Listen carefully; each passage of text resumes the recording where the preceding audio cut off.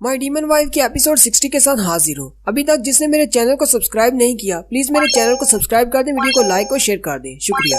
कि Prince Rowland king बन जाता है और किंग बनने के बाद वो अपने सोल्जर्स को ऑर्डर देता है कि टीचर मार्टिन और उसके सारे दोस्तों को पकड़ लिया जाए। वो सारे सोल्जर्स उनको चारों तरफ से घेर लेते हैं। एली कहता है, यहाँ पर ऐसा क्या हो गया? कुछ देर पहले तो हम लोग इनके दोस्त थे और अब इनके दुश्मन बन गए हैं। मॉस मोटो से कहता है, जहाँ पर भी तुम लोग जाते हो हमेशा मुसीबत ही क्यों क्रिएट करते हो? मोटो भी बहुत ज्यादा घबराया होता है और कहता है, काश यहाँ पर जियांग होता तो काफी अच्छा रहता। सोफिसास बहुत ज्यादा गुस्सा हो जाता है और कहता है, इन डार्विन्स की इतनी ज्यादा हिम्मत कि ये हमारे सामने खड़े होने की कोशिश कर रहे हैं। कहीं ये तो नहीं सोच रहे कि ये लोग हमें कैप्चर कर लेंगे। टीचर मार्टिन सोफिसास से कहते हैं, गुस्सा होने की जरूरत नहीं, हमें केयरफुली सोचकर इस सिचुएशन से निकलना होगा। उसी वक्त कासल के पीछे वाली दीवार टूट जाती है। रोलैंड ये देखकर हैरान हो जाता है और कहता है, आए डीमन ट्राइब वाले यहाँ पर क्या कर रहे हैं? मैंने तो उन्हें कहा था कि मेरे मैसेज का इंतजार करना। लेकिन वो डीमंस नहीं होते बल्कि जियांग का एयरशिप होता है जो कि दीवार तोड़कर अंदर ही आ जाता है। जियांग अपनी एयरशिप से बाहर निकलता है और कहता है, मुझे लगा ही था कि तुम लोग यहीं पर होंगे, क्या मैंने कुछ मिस कर दिया? मिनिस्टर मार्विन बार्ते को देखकर बहुत ज्यादा खुश हो जाते हैं और कहते हैं, हमारे फर्स्ट प्रिंस तो वापस आ गए। टीचर मार्टिन जियांग को देखकर कहते हैं, तुम तो बिल्कुल ठीक हो। लेकिन उसी वक्त सोफिसास भागता हुआ जियांग के पास चला जाता है। जाते ही जियांग के चेहरे पर हाथ रखकर उसे कहता है, क्या तुम जख्मी हो? मैं तुम्हें अभी वापस किंगडम में लेकर जा रहा हूँ। जबकि उन दोनों को इस तरह देखकर दूर खड़ी क्वीन को गुस्सा आ रहा होता है। जियांग हंसते हुए उससे कहता है, मैं बिल्कुल ठीक हूँ, तुम्हें मेरे बारे में इतना ज्यादा फिक्र करने की जरूरत नहीं। मोटो भी भागता हुआ आता है और कहता है, मुझे तुम्हें देखकर बहुत ज्यादा खुशी हुई।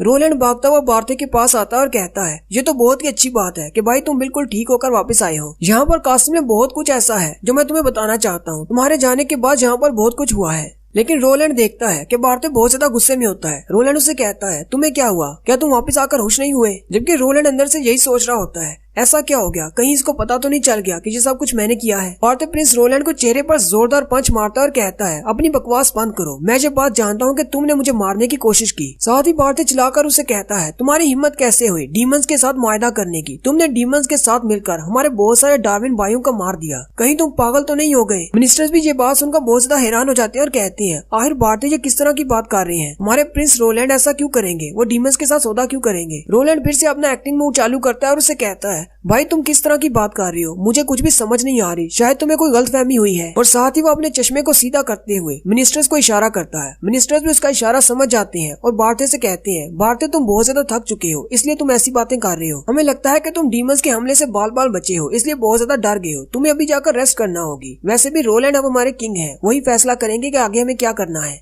बार्थे उनसे कहता है कि तुम्हें रोलैंड पर यकीन नहीं करना चाहिए, इसने ड्वार्फ्स को धोखा दिया है। मैंने इस बात को कंफर्म किया है, मुझे एक डीमन ने खुद ये बात बताई है। रोलैंड अंदर से और बाहर से डीमंस के साथ राब्ते में था। इसने किंग बनने के लिए हमारे किंग को पॉइजन दिया ताकि वो अपनी पावर को इस्तेमाल न कर सके। निगोशिएशन करने के नाम पर मुझे इस किंगडम से बाहर भेज दिया ताकि मैं भी डीमंस के हाथों मारा जाऊं और उसके बाद यहूद बहुत किंग बन जाए। रोलैंड उसे कहता है, मुझे लगता है कि शायद डीमंस ने तुम्हारा ब्रेन वॉश कर दिया है, इसलिए तुम ऐसी बातें कर रहे हो। लेकिन क्या मिनिस्टर्स को तुम्हारी इस बात का यकीन है? बाकी के मिनिस्टर्स भी इस बात की गवाही देते हैं और कहते हैं, रोलैंड बहुत ही अच्छा था, ये तो बचपन से ही बहुत ही वेल बिहेव बच्चा था, ये इस तरह का काम नहीं कर सकता। रोलैंड चिल्लाकर उनसे कहता है, मुझे लगता है कि ये सब कुछ ह्यूमन ट्राइब वालों ने किया है, क्योंकि ह्यूमंस और डीमंस के दरमियान में एक मुआहदा हुआ है। मुझे लगता है कि इन्होंने मेरे भाई बार्थे का ब्रेन वॉश किया है ताकि ये डीमंस की मदद से हम लोगों पर अटैक कर सके। क्या तुम लोगों ने इस बात पर ध्यान नहीं दिया? जैसे ही ह्यूमन ट्राइब वाले लोग यहाँ पर आए, डीमंस यहाँ से भाग गए। आखिर उन्होंने इंसानों के साथ फाइट क्यों नहीं की? सारे मिनिस्टर्स रोलैंड से कहते हैं, आपने बिल्कुल ठीक कहा, इंसानों का यहाँ पर आना बहुत ज्यादा सस्पिशियस है। हमें लगता है कि ये और डीमंस आपस में मिले हुए हैं। बार्थे फिर से चिल्लाकर उनसे कहता है, अब बस भी करो, तुम्हें रोलैंड के धोखे में आने की जरूरत नहीं। टीचर मार्टिन उनसे कहते हैं, तुम लोगों को ऐसे वक्त में ऐसी बातें नहीं करनी चाहिए, बाहर डीमन की आर्मी खड़ी है, हम लोगों को फाइट पर ध्यान देना होगा। सोफिसास फिर से बीच में बोल पड़ता है और कहता है, टीचर मार्टिन आपको इनको समझाने की जरूरत नहीं, मुझे लगता है जियांग बिल्कुल ठीक है, इसलिए हमें यहाँ से जाना चाहिए। जियांग सोफिसास से कहता है, मेरे ऊपर भरोसा करने के लिए तुम्हारा बहुत ज्यादा शुक्रिया, लेकिन मुझे इसको हैंडल करने दो। रोलैंड चिल्लाकर उनसे कहता है, तुम दोनों आपस में क्या गुटमुच कर रहे हो? तुम्हें क्या लगता है मैं तुम दोनों की बातें नहीं सुन सकता? जियांग आगे बढ़ता है और रोलैंड से कहता है, तुम इतना ज्यादा परेशान क्यों हो रहे हो? तुम्हें तो शुक्र करना चाहिए हम तुम्हारे भाई को बचाकर वापस ले आए। तुम्हें क्या लगता है कि हमने तुम्हारे भाई का ब्रेन वॉश किया है? हम लोग तो यहाँ पर टीचर मार्टिन के साथ आए हैं जो कि किंग हान के दोस्त हैं और उनकी मदद करने के लिए आए हैं। जबकि टीचर मार्टिन और किंग हान की दोस्ती उस वक्त से है जब तुम पैदा भी नहीं हुए थे। तुम ऐसा कैसे कह सकते हो? टीचर मार्टिन डीमंस के साथ मिलकर किंग को धोखा देंगे। जियांग रोलैंड से कहता है, हमें हर बात को देखना होगा, मुझे बस किंग के पास जाने दो, मेरे पास उनका इलाज है, फिर वो खुद ही बता देंगे क्या सही है और क्या गलत है।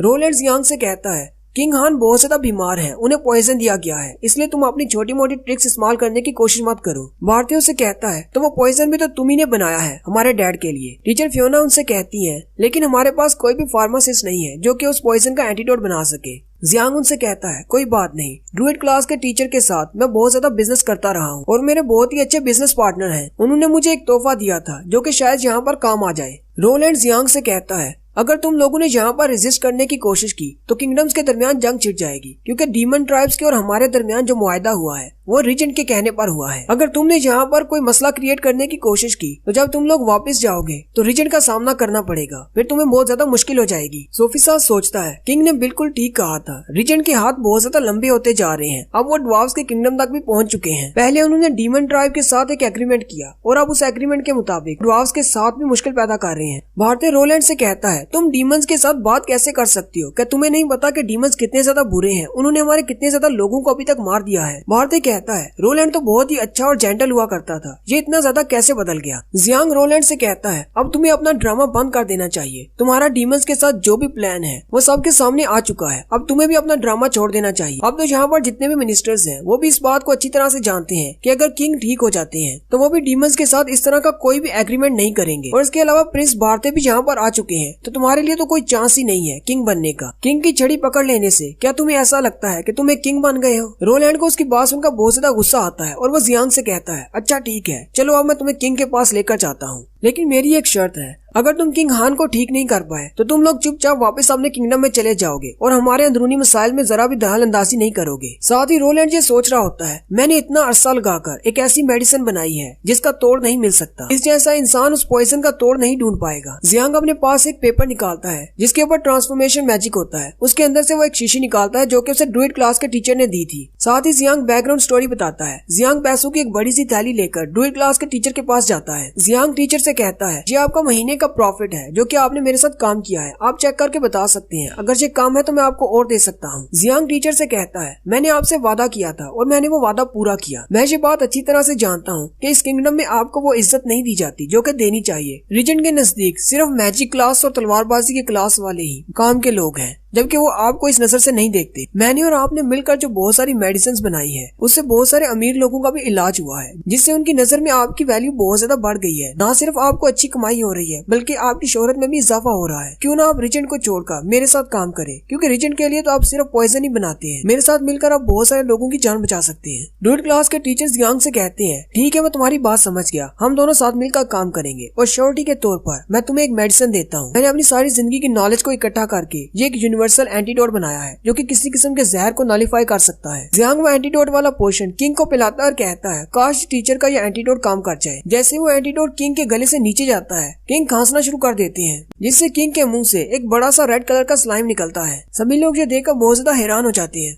जबकि जियांग बहुत ज्यादा घबरा जाता है और कहता है क्या ये वाकई में एंटीडोट ही था ना? टीचर मार्टिन के मुंह से जो स्लाइम जैसा लिक्विड निकलता है मोटो से देखकर कहता है ये कितना गंदा है, ये है क्या चीज? रोलैंड भी चिल्लाकर उनसे कहता है तुम्हें क्या लगता है तुम हमारे किंग के साथ ऐसा करके बच जाओगे? साथ ही वो अपने सोल्जर से कहता है जल्दी से इंसानों को हमारे किंगडम से बाहर निकाल दो। किंग हान उसे कहते हैं वहीं पर रुक जाओ। साथ ही वो अपना रोप उठाकर फेंक देते हैं और बड़े ही एक्शन के साथ उनसे कहते हैं किंग बिल्कुल ठीक है, तुम दोनों को रूड होने की जरूरत नहीं। टीचर मार्टिन हान से कहती हैं क्या तुम ठीक हो गए? किंग हान उसे कहते हैं हाँ मैं बिल्कुल ठीक हूँ, लेकिन मुझे ऐसा लग रहा है जैसे मेरी बॉडी के अंदर नई एनर्जी आ गई है। जियांग किंग को कहता है आपको लेट जाना चाहिए, बाद में आपको गवाह भी बनना है। उसी वक्त एक सर्वेंट आता है और कहता है हमारे किंग के मुंह से जो लिक्विड निकला है वो तो बिल्कुल उसी पोशन की तरह का है जो कि रोलैंड रोजाना किंग को पिलाते हैं माइंड स्ट्रेंथ के लिए। ये सुनते ही भारतीय आगे बढ़ता है और रोलैंड को गले से पकड़ लेता है और उसे कहता है यही सबूत काफी है, तुमने ऐसा क्यों किया? रोलैंड हंसना शुरू कर देता है। किंग से कहते हैं भारतीय तुम्हें क्या हो गया है, अपने भाई को छोड़ो। भाई तुम दोनों भाई ये कर क्या रहे हो? भारतीय फादर से कहता है जब मैंने डीमंस के सामने ऐसा दिखाया कि मेरे पास भागने के लिए कोई रास्ता नहीं बचा और मैं मरने वाला हूँ, तो उनके पिलर ने मुझे बताया कि तुम्हारे भाई रोलैंड ने हमारे साथ एक सौदा किया है ताकि वो तुम्हें और फादर दोनों को हटाकर किंग बन सके। किंग रोलैंड से पूछते हैं जो भी भारतीय ने कहा क्या वो सच है?